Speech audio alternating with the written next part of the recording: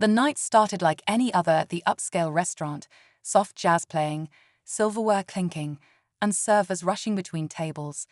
But for Mia, a hardworking waitress, it would be a night she'd never forget. She had seen all kinds of customers before, but nothing prepared her for him. A wealthy businessman, sharply dressed and exuding arrogance, took his seat in the VIP section. From the moment Mia approached, he made it clear. He saw her as beneath him. Every word dripped with condescension. Every glance was filled with disdain. He belittled her in front of the entire restaurant, making her feel small, unworthy. The humiliation burned, but Mia held her head high. She had no idea that within minutes, the same man who had mocked her would be on his knees before her. What could bring a man like that to such a moment? Stay tuned to find out. Mia swallowed her frustration and kept moving, her hands steady even as her heart pounded. She had dealt with rude customers before, but something about this man felt different. His voice was sharp, his smirk cruel, as if he enjoyed watching her struggle. He sent back his drink 3 times, claiming it wasn't cold enough. He made snide remarks about her service, loud enough for nearby diners to hear. Mia felt the stares, the quiet murmurs, but she refused to let him break her. As she placed his plate down, he scoffed. "Are you even capable of doing one thing right?" His friends laughed, their eyes flickering with amusement. Mia's fingers tightened around her notepad, but she forced a calm smile. She needed this job. She wouldn't give him the satisfaction of a reaction. But then something changed.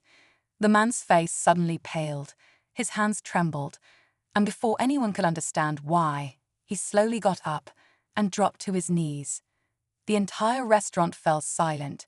Forks stopped clinking, conversations died, and all eyes turned to the man who, just moments ago, carried himself like he owned the world.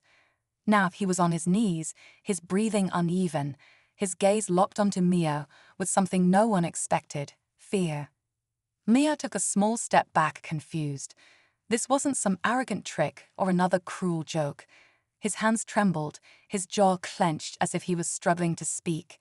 The friends who had laughed along with him exchanged uneasy glances, whispering among themselves. The man, who had just humiliated her without a second thought, now looked powerless. Mia's heart pounded.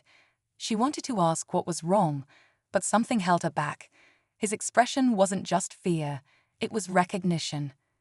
As if in that moment he saw something in her that shook him to his core. But why? What was he seeing?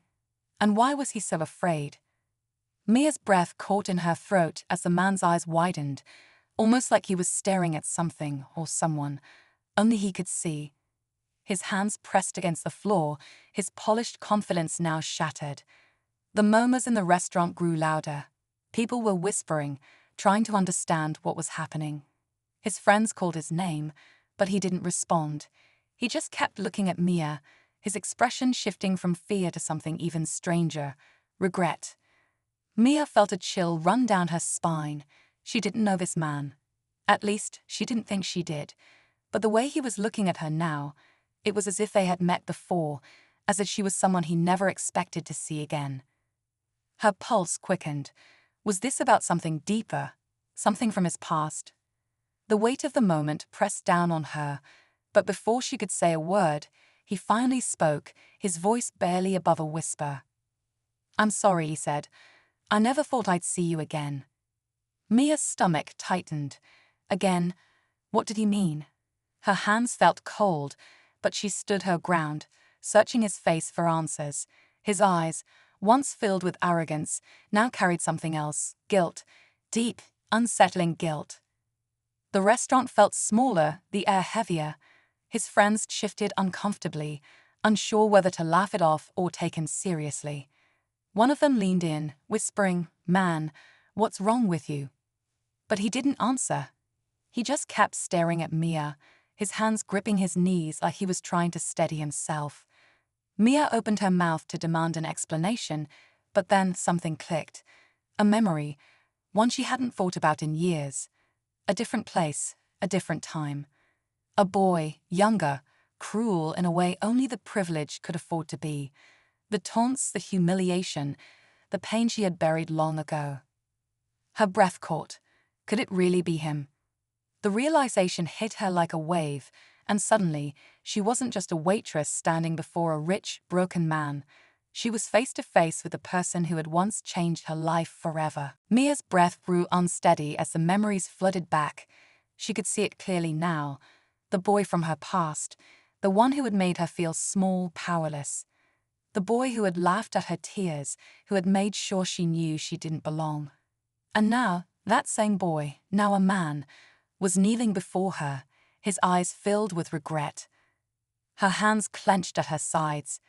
"You," she whispered, the word barely escaping her lips.